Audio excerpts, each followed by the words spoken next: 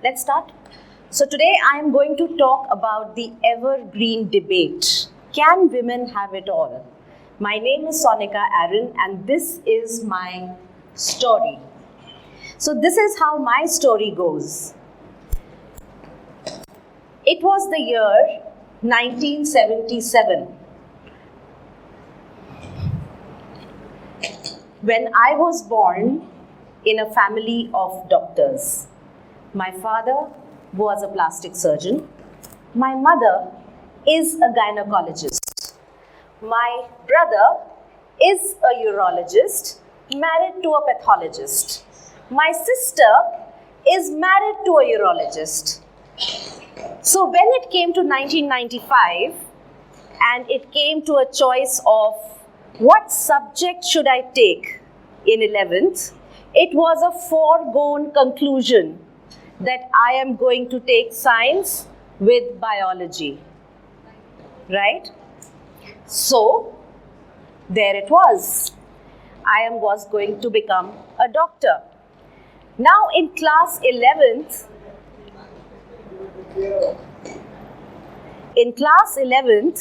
when you take biology, in those times, you were supposed to dissect a rat. Yes, dissect a rat. Now what happens when a 5 foot nothing sees a rat for the first time?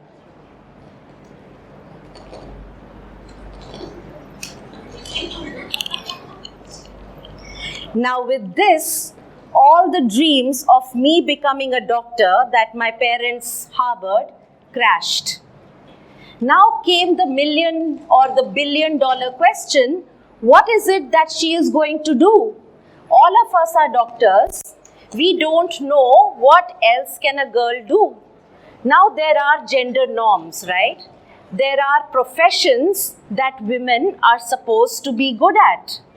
There are professions that people were comfortable in women doing. Now, unlike today's times where people are so exposed to so many professions, that was not so at that time. So, the option that was put in front of me was very simple. It was home science is the best option. Now, trust me, even though I was not very clear as to what I wanted to do with my life. But I was very clear that it was not home science. Right? So, what did I want to do? I knew one thing, that there was something known as North Campus in Delhi University, where there were a lot of colleges in close proximity. There were inter-college festivals, there were inter-college events, there were competitions, there were concerts, and people had a lot of fun. So I said, I want to go to North Campus and I want to live it up for the next 3 years of my life. So you know what? I ran and I ran and I ran and I ran, and typical Bollywood style, I caught the train to the college of my choice. And for the next 3 years, I had a whale of a time. I did everything. I studied hard, I played hard, and in the process, I became a college ranker, I became a university ranker. But then, you know what? Gender norms caught up. In a society we still live in, there is a certain marriageable age. A freak incident in the second year of my college reminded me of that. My parents' friends called them, asking my hand for marriage for their son. Had I not thrown a fit, my marriage would have been fixed that day. And it told me that if I don't do something quickly, come third year, I complete my graduation and I will get married off. So what were my options? When I looked around me, my batchmates were all preparing for higher education. Somebody was preparing for chartered accountancy, somebody was preparing for IAS, somebody was preparing for higher education in computers. NIIT used to be very big at that time. Somebody was preparing for MBA entrances. When I evaluated everything, MBA seemed to be the most appealing. So I said MBA it is. And I started preparing for MBA entrances. And I got through XLRI. I went through XLRI. I completed my graduation, post-graduation, and I started my corporate journey and my very enduring love affair with human resources. I worked across many organizations. I worked with PepsiCo, I worked with Vodafone, I worked with ICI Paints. In 2012, I was heading HR for Philips. I worked in different roles. Interestingly, even though I had post-graduated in HR, I did sales and I thoroughly enjoyed my sales stint. You know, sales is considered to be a male-dominated function. But I did sales in Calcutta, I did sales in Siliguri, I did sales in Karimnagar. I worked in a factory, and I believe it really added on to what I am today because it taught me a lot. And then,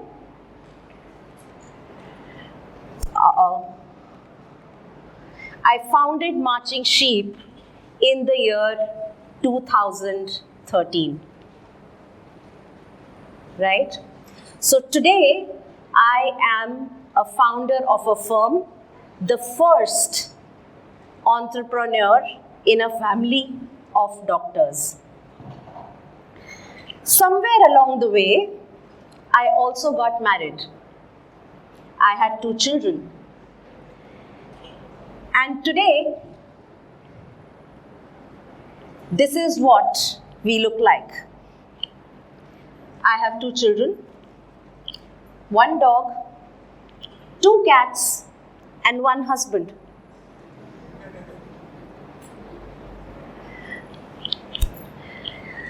You know, in the last 20 years or so,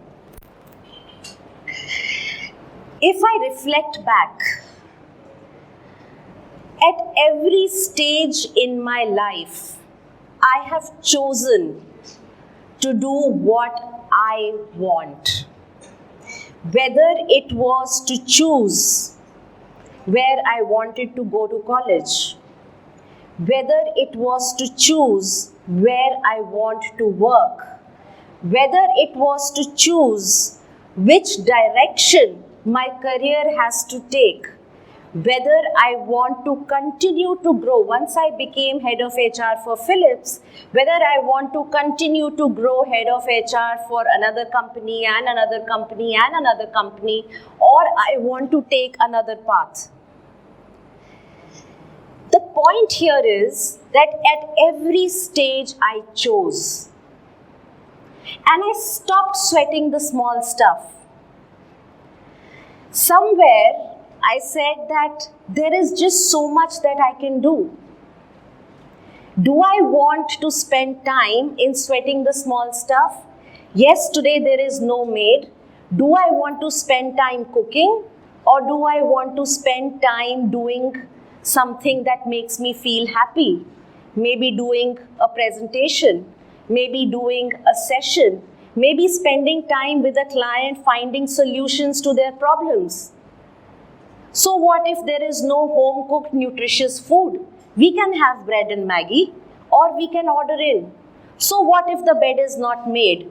We have to sleep in the same bed in the evening. So what if the dog cannot be walked by us? We can get a walker. So at every stage in time, I have made a choice of what resonates with me here and here. You know, when COVID struck in 2020, my son realized that Mama is not going to cook. So what do? I am not going to enter the kitchen, and he's not going to be able to order. So he took to YouTube. He was 11 years old. And his cooking tryst started somewhat like this. That picture on the top right. That is how he started cooking. Today, he can cook dishes that are restaurant worthy. His most recent cook was on my birthday when he cooked Peking duck, or when he put up a dish which required 23 hours of cooking, which was a bowl of ramen, which requires ingredients where names I can't even pronounce.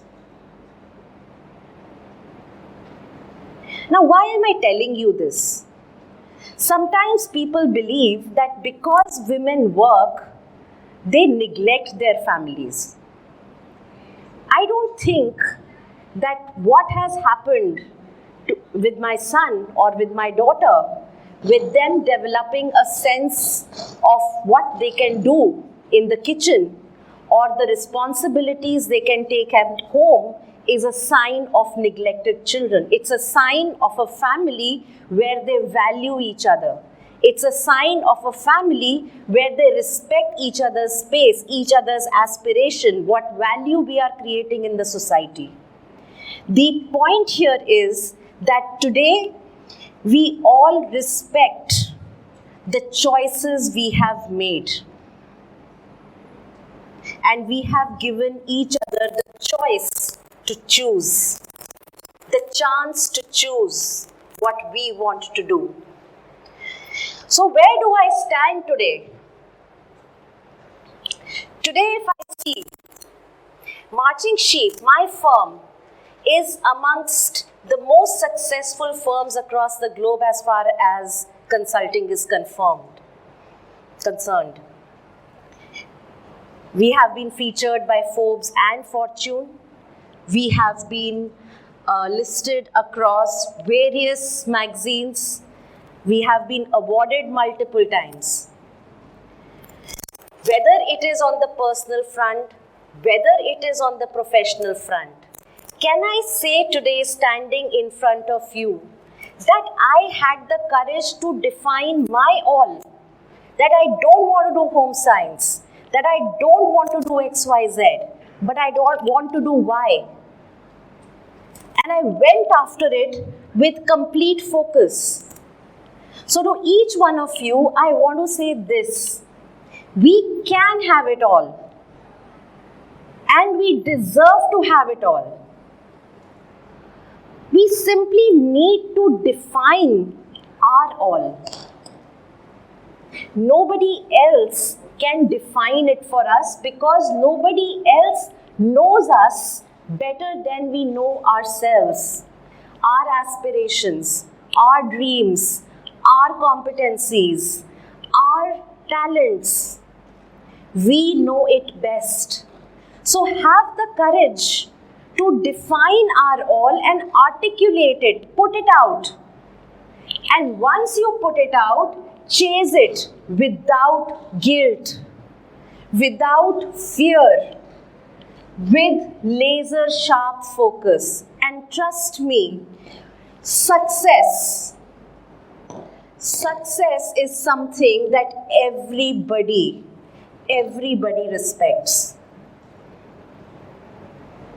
Once we reach our all, there will be no questions asked. And with that, thank you so much for listening in.